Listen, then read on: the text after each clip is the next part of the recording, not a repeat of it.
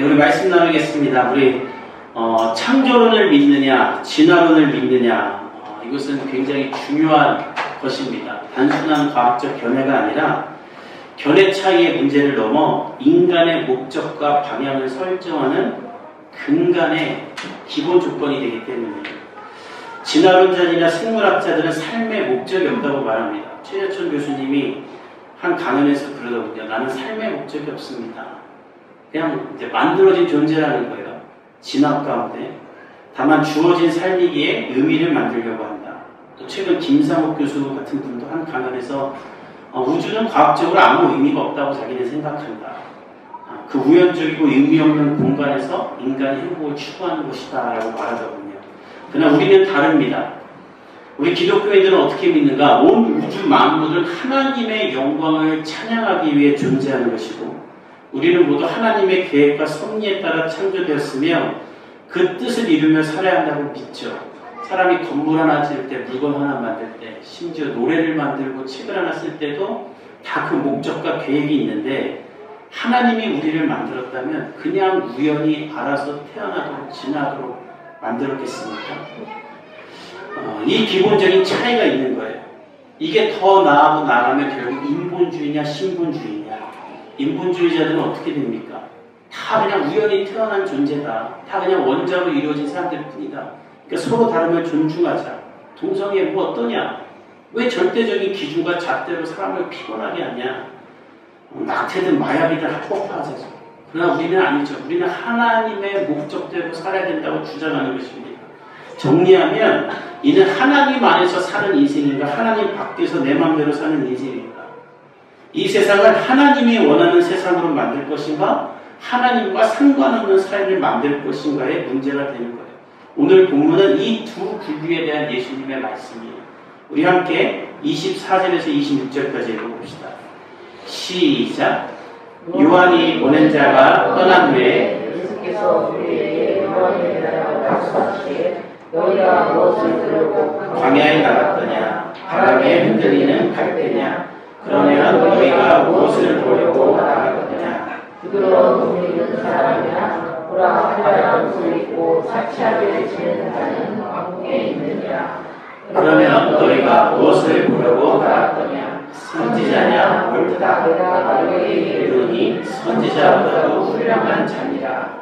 오늘 말씀은 요한이 보낸 자가 떠난 후에라고 시작합니다. 수감되었던 요한은 삶의 회의와 혼란을 겪게 되죠. 그때 예수님께 제자를 보내 묻습니다. 당신이 메시아가 맞습니까?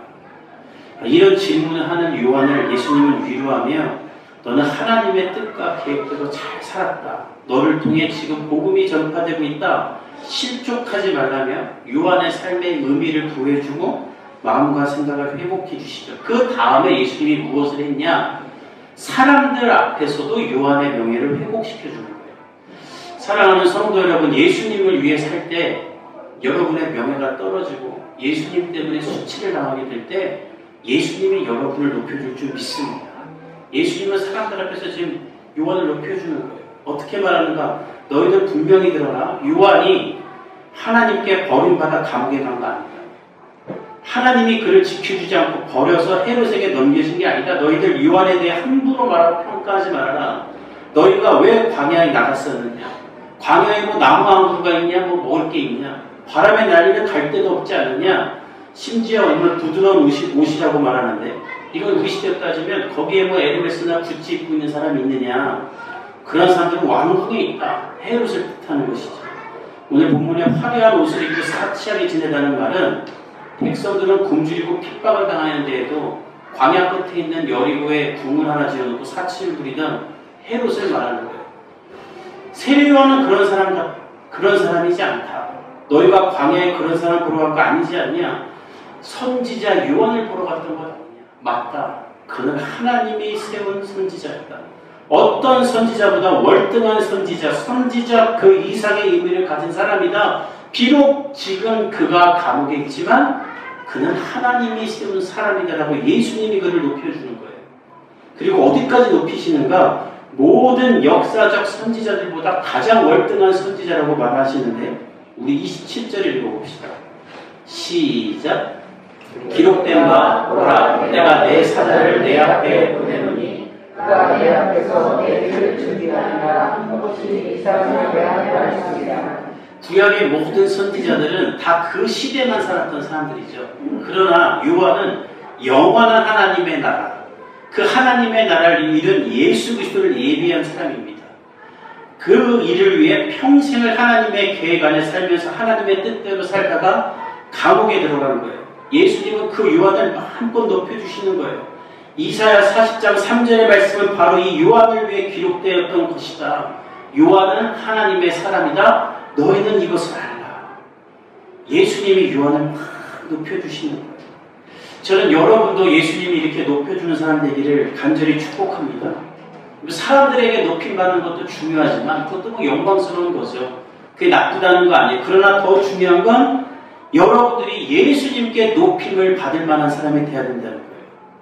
근데 예수님은 어떤 사람을 높여주는가? 오늘 본문에 보면 사회적으로 성공하고 뭐 헌금 많이 내고 잘 나가는 사람 높이지 않는다는 거예요. 그 사람을 높여줄 이유 없죠. 이미 뭐 높아져 있는데 예수님이 정말 높이는 사람 누구인가? 예수님의 뜻을 이루기 위해 살다가 고난을 당하는 사람, 더 좋고 높은 자리, 인정받을 수 있는 자리, 많이 가질 수 있는 자리가 아니라 그 모든 것들을 포기하고 예수님을 위해 예배하기 위해 교회를 위해 헌신하고 희생하는 사람, 그 사람을 예수님은 결국 높여주고 사용하신다는 거예요. 예수님이 여러분을 그렇게 높여주실 줄 믿습니다. 최근 미국에서 엄청난 흥행을 하고 있는 애니메이션 영화가 있습니다. 여러분 뉴스를 통해 봤는지 모르겠는데 킹 오브 킹이라는 영화인데 지금 뭐 기생충을 뛰어넘는 흥행이라고요. 20부활절 개봉했는데 20일 만에 벌써 800억을 벌었다고 합니다.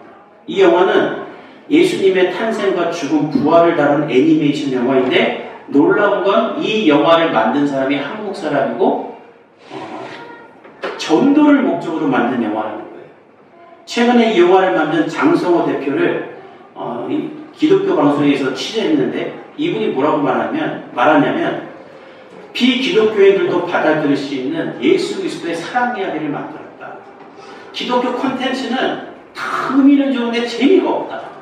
그래서 좋은 의미로 보려고 하다가 재미가 없어서 그만두는데 자기는 성경 한 줄도 안 읽어본 사람일지라도 재미있게 볼 영화를 만들고 싶었다.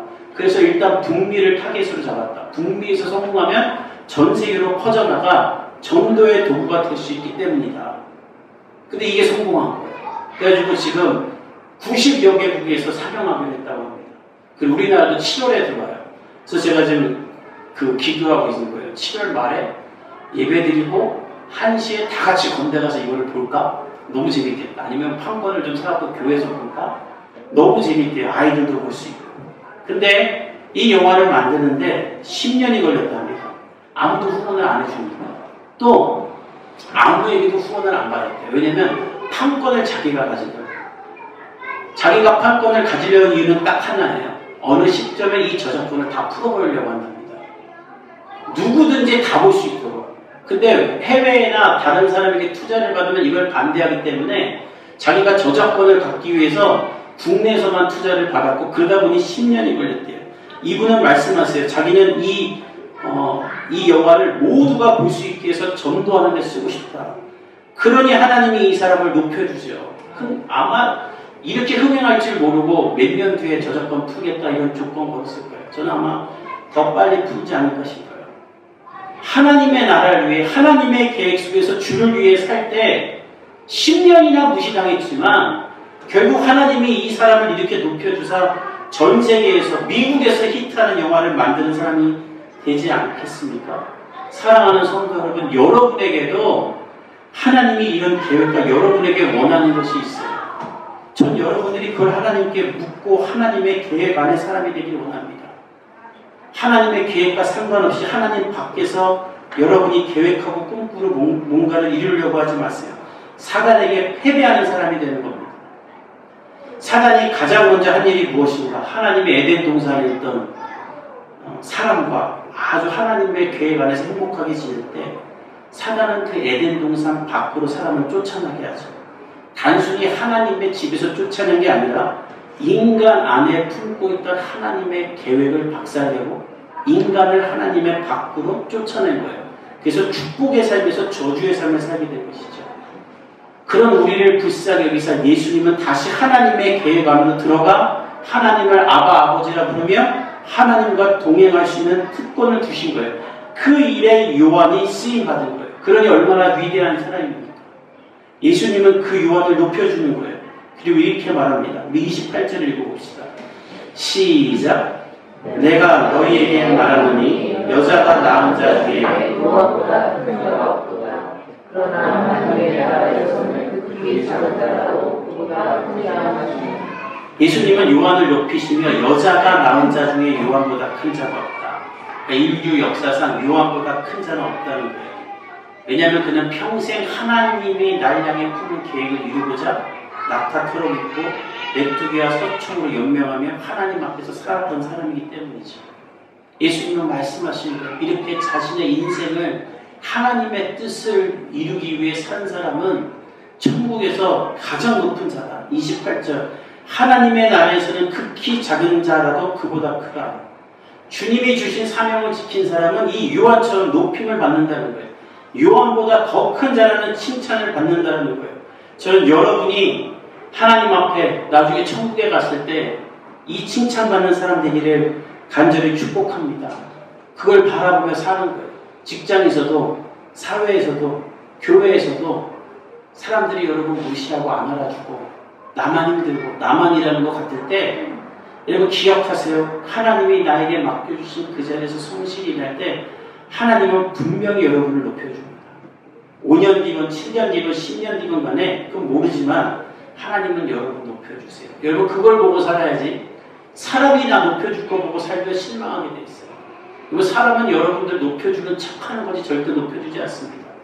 인스타에 좋아요 누르면서 정말 그 사람이 나와 함께 좋아하면서 눌러주는 것 같아요. 한 3분의 1 착한 사람들은 그러고 3분의 1은 그냥 아는 사람이니까 눌러주고 3분의 1은 욕하면서 눌러주는 거예요. 또 눌러갔네 이러면서. 예수님은 그러지 않아요. 예수님은 여러분이 예수님 앞에 살 때 기억하고 분명히 높여주십니다. 제가 지난 추석 때 제가 있었던 교회 담임 목사님이 좋은 선물을 보내주셨어요. 평소에도 밥도 많이 사주고 잘 챙겨주시는데 또 보내주셔가지고 아니 목사님 그걸 왜 제가 드려야 되는데 저를 주셨어요 했더니 성지순례를 갔는데 이제 그 교회 성도들이랑 한 10일 동안 같이 계셨죠. 이런저런 이야기를 하다가 성도들이 김진아 목사님이 있었을 때가 정말 좋았어요. 김진아 목사님이 너무 좋은 교육자였어요. 제 칭찬을 많이 하셨다는 거예요. 목사님이 그걸 듣고 너무 기분이 좋으셔서 진아야 내가 너랑 있을 때 참 좋았다. 네가 정말 수고했다라고 6년 전에 사임했는데 그래서 제가 그걸 보고 깨달은 게 있어요. 하나님만 바라보고 헌신하면 5년 뒤건 7년 뒤건 10년 뒤건 분명히 하나님이 그 수고를 기억하고 높여주는구나. 여러분들 직장에서 그 기억하고 하나님의 사람으로서 최선을 다해 일할 수 있기를 간절히 축복합니다. 하나님이 여러분 결국 높여주는 거예요. 예수님도 그렇게 높여주세요. 그러나 하나님 안에서 살지 않고 하나님의 계획 안에서 살지 않고 하나님의 뜻대로 살지 않는 사람들은 예수님의 책망을 받습니다. 그것이 29절 이후의 본문인데 우리 29절에서 30절 읽어봅시다. 시작. 모든 백성과 세리들은 이미 요한의 세례를 받은지라 이 말씀을 듣고 하나님을 높다. 바리새인과 율법 교사들은 그의 세례를 받지 아니하므로 그들 자신을 위한 하나님의 뜻을 저버린다. 이 29절과 30절은 약간의 논란이 있는데 이 말을 예수님이 한 말인가 아니면 누가 한 말인가 이런 논쟁이 있어요. 근데 저는 후자라고 생각하는데 왜냐하면 다른 복음서에는 이 구절이 없고 또 문맥으로는 말이 끊어집니다. 또 원어 성경에 보면 가로가 쳐져 있다고 해요. 누가가 의도적으로 교만함으로 요한의 세례를 받지 않았던 바리새인과 율법교사들을 지적하고 싶었던 거예요. 오늘 본문에 보면 그들은 교만하여 요한의 세례를 받지 않았다고 하는데 이는 회개하지 않았다는 것을 뜻합니다. 누가복음 3장에 보면 요한의 세례를 회개하는 세례라고 해요. 그냥 성부와 성자와 성령으로 하나님 사람 됐습니다. 끝 이게 아니라 회개하라는 거예요. 요한은 계속해서 회개하랬죠. 하나님 앞에서 너 회개해라. 회개의 세례를 받으라. 물속에 요단강의 뒤로 거꾸로 빠지는 거예요.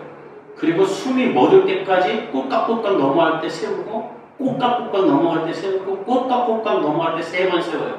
나는 죽었다 살아났습니다. 거듭난 인생 살겠습니다. 이제 하나님의 계획 안으로 들어가 내 뜻대로 사는 게 아니라 하나님의 뜻대로 살겠습니다라고 모든 사람들이 세례를 받으며 하나님의 계획 안으로 들어갈 때 그렇지 않았던 사람들이 있었다는 거예요. 바로 바리새인과 율법 교사들이죠. 누가는 그들을 향해 이렇게 말합니다. 그들 자신을 위한 하나님의 뜻을 저버립니다. 나를 향한 하나님의 뜻을 스스로 버리는 사람들이 있다는 거예요. 교만해요.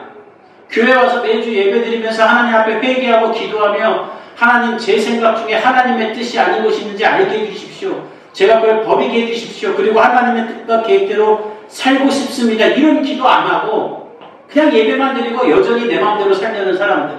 그 완악한 사람들. 그래서 내 삶을 향한 하나님의 계획과 비전이 실현될 수 없도록 자기 스스로 하나님의 뜻을 저버린 사람들이 있다라는 거예요. 예수님은 그 사람들을 어떻게 이야기하시는가? 우리 31절과 32절을 읽어봅시다. 시작.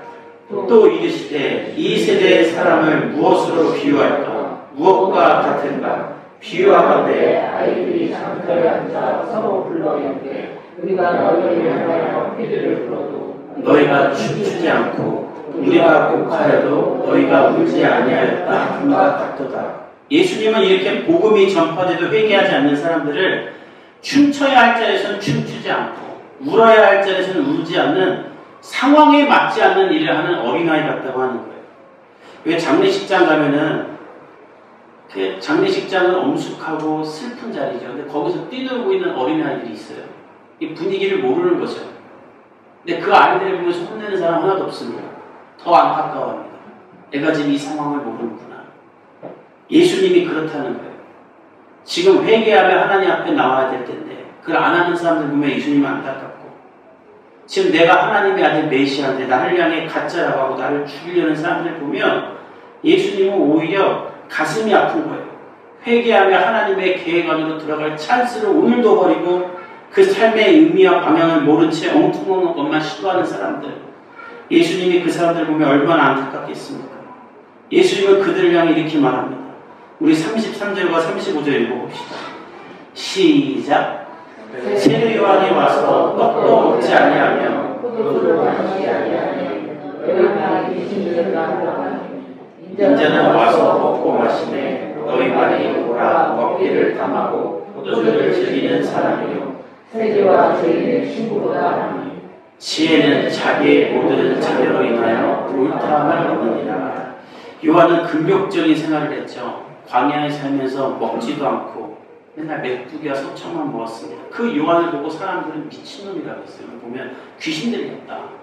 여러분 선지자에게 귀신 들렸다는 말은 가장 큰 모욕입니다. 저한테 누가 왔고 조 목사 귀신 들렸네. 제가 얼마나 상처받겠어요. 목사한테. 근데 요한한테 귀신 들렸다는 거예요. 안 먹고 사니까. 하나님의 선지자인데 가장 높은 선지자인데 근데 또 이제 예수님이 오셔서 죄인들과 세리와 함께 먹으니까 이제 또 먹는 거 갖고 뭐라 그래. 저거는 즐기기를 좋아하고 방탕한 자다. 예수님이 이것을 지적하는 거예요. 요한에게는 안 먹는다고 귀신 들렸다가 나한테는 먹는다고 또 방탕한 자라고 하고 이 사람들은 하나님이 없고 하나님의 계획 안에 없으니까 내 생각대로 내 잣대대로 나 좋은 대로 막 판단하는 그러니까 기준이 없는 사람들인 거예요. 예수님은 35절에 말씀하십니다. 지혜로운 사람들을 통해 무엇이 옳은지 드러날 것이다. 오늘 예수님이 이 본문을 통해 우리에게 무엇을 말하고 싶은가? 요한처럼 하나님의 계획 안에 있는가? 아니면 바리새인들과 율법 교사들처럼 하나님의 계획 밖에서 꿈꾸고 있는가? 전 여러분의 삶 모두가 또 제가 요한처럼 하나님의 계획 안에서 꿈꾸고 하나님의 계획을 이루는 사람 되기를 간절히 축복합니다. 여러분 이 세상의 모든 신과 우리 하나님의 차이가 뭔지 아세요? 다른 종교는 다 자기 신을 데리고 다녀요. 내가 데리고 다녀요. 불상을 만들어서 집에 놓고 이사 갈 때 내가 데리고 가요. 부적을 만들어 놓고 내가 데리고 다녀요. 근데 우리 하나님은 말씀하시죠. 너를 위하여 새긴 우상을 만들지 말고 하늘에 있는 것이나 땅에 있는 것이나 물속에 있는 것이나 땅에 있는 것이나 어떤 형상도 만들지 말고 절하지도 말고 섬기지 말라. 왜 그렇게 말했는가? 하나님은 내가 데리고 다닐 수 있는 신도 아닐 뿐더러 데리고 다닐 필요가 없어요. 모든 곳에 계시는 분이기 때문에 내가 따라갈 뿐인 거예요. 내가 끌고 내가 데리고 다닐 신이 아니라 내가 따라갈 신입니다. 하나님을 믿는다면서 하나님을 데리고 다니려고 하지 말고 내가 하나님의 뜻을 따라 하나님의 계획 안에서 하나님을 예배하며 살아야 돼요. 그게 내가 창조된 목적이고 나를 만든 하나님의 계획입니다. 전 여러분들이 하나님의 계획이 있음을 믿고 알고 궁금해하며 사는 크리스천 되기를 간절히 축복합니다. 그럼 어떻게 할 수 있는가? 목사님 어떻게 하면 그럼 나를 향한 하나님의 계획을 알 수 있습니까? 첫째, 맨날 똑같은 기도 안 하려면 하나님의 영광을 찬양하는 기도를 할 수 있어야 돼요. 날 만든 하나님을 높일 수 있어야 돼요. 예수님이 주기도문에 가장 먼저 하는 기도가 그 기도예요. 여러분들이 오늘 기도해야지 하면 하나님을 찬송하는 기도부터 해야 돼요. 근데 이걸 못하는 사람들이 많아요. 왜 못하는가? 아는 게 있어야 기도를 하지. 우리가 손흥민을 왜 찬양합니까? 박지성을 왜 위대하다고 합니까? 그들이 행한 업적을 아니까 보기만 해도 박수치는 거예요. 왜 하나님을 찬양하는 기도를 못하는가? 하나님이 뭘 했는지를 모르는 거예요. 그걸 알기 위해 성경을 보는 거예요. 하나님을 알아가기 시작하면 하나님을 찬송하는 기도를 하게 됩니다. 그리고 나면 예수님의 명령대로 내가 이 하나님을 위해 무엇을 할까? 먼저 그의 나라와 일을 내가 어떻게 구할까를 고민하게 돼요. 그 순간 내가 하나님의 계획 안으로 들어가는 거예요. 하나님이 얼마나 여러분이 이쁘겠어요. 자녀를 키우는데 애가 맨날 뭐만 달라 그래. 근데 어느 날 아빠 내가 아빠 뭐 도와줄까? 이렇게 말해요. 그 애가 얼마나 이쁘겠어요. 뭘 안 해주고 싶겠어요. 야 네가 날 도와준다고 하는구나. 제가 저희 집 평범동 가면 의자 위에 올라가면 영원히가 제 다리를 꼭 안아줘요. 아빠 떨어지지 말라. 아 얼마나 좋은지 몰라요. 다 해주고 싶어. 김성근은 도와달라고 하면 도망가. 놀다가 도망가. 가서 한 대 때리고 싶어. 그거는. 하나님도 그런 거예요. 먼저 그의 나라 일을 구하라. 여러분에게 하나님의 품으신 하나님의 사명을 주실 거예요. 여러분의 삶 가운데 이런 역사가 펼쳐지기를 간절히 축복합니다. 제가 어저께 밤에 설교 준비를 다 끝내고 허리가 너무 아파가지고 허리를 삐끗했어요. 저 교회가 TV를 틀었는데 전지적 참견 시점이라는 프로를 우연히 봤어요. 안 보는 프로인데.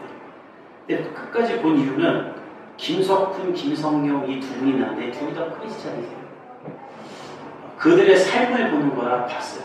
근데 너무 은혜를 받았어요. 물론 집에 가서 이거 다 보세요. 웬만한 기독교 TV보다 더 은혜가 돼. 제가 하나님이 설교 말미에 이 얘기하라고 저를 보게 하셨구나 싶을 정도예요. 김석훈은 나와서 지구온난화를 위해서 우리가 무언가를 지켜야 되는가를 하나 다 말하는데 야 정말 강압적이지 않게 얘기하는 거예요. 이메일도 지우십시오. 그러니까 옆에 송은이도 크리스찬이거든요.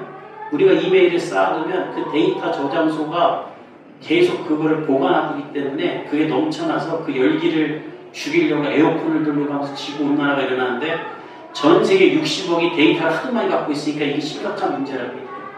김석훈이 그런 거 하나 하고 그 돈 많은 연예인일 텐데 지나가는 옷걸이 주워다가 쓰고 하면서 함부로 물건 사고 물건 팔지 마십시오. 버릴 때도 수거하는 데다가 반납하면 전부 다 모든 부품을 재활용하고 하니 집 앞에 버리지 말라고 해요. 너무 멋있는 말 하더라고요. 근데 그 다음에 김성경 씨가 나왔는데 이분은 더 대단해요.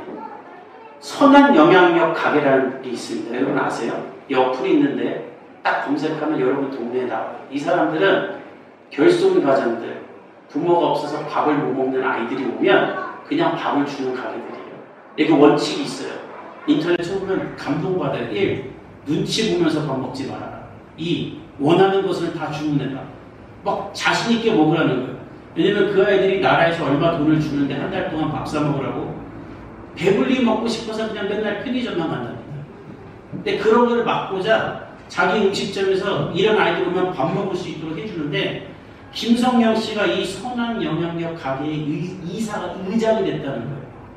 그래갖고 이 선한 영향력 가게가 돈이 없으니까 사무실 월세 밀리는 거 자기가 안 해주고 지난주에는 강원도에서 바자회를 여는데 기업들에게 부탁을 해서 바자회를 하면서 자기가 갖고 있던 명품을 다 묶어서 경매를 내는 거예요. 자기가 팔아요. 이제 그 수익금이 2,500만 원 나왔는데 4천만 원을 주기로 했는데 2,500만 원이 나오니까 자기 돈 1,500만 원을 보태갖고 기부를 하고, 자기 매니저는 그 선한 영향력 가게에 무슨 또 사무총장인가를 시켜가지고 이 일을 하는 거예요. 돈 벌어서 이거 하는 거예요. 가난한 아이들 밥 사주라고. 너무 은혜 받았어요, 제가. 와, 저 연예인들이, 크리스찬 연예인들이 저렇게 사는구나. 여러분, 여러분도 그렇게 살기로 결정할 때 하나님이 여러분을 높여주고 채워주고 하나님이 여러분을 통해 크신 일을 시작할 줄 믿습니다. 오늘부터 날 향한 하나님의 계획, 우리 교회를 하나님의 계획을 물으며 하나님의 계획 속으로 들어가는 사람들 되기를 예수님의 이름으로 축복합니다. 여러분, 내 신세가 이런데 내가 누굴 높습니까? 라고 말하지 마세요. 감옥에 있는 요한을 예수님이 높이세요. 여러분을 예수님이 높이실 줄 믿습니다. 우리 함께 기도하도록 하겠습니다.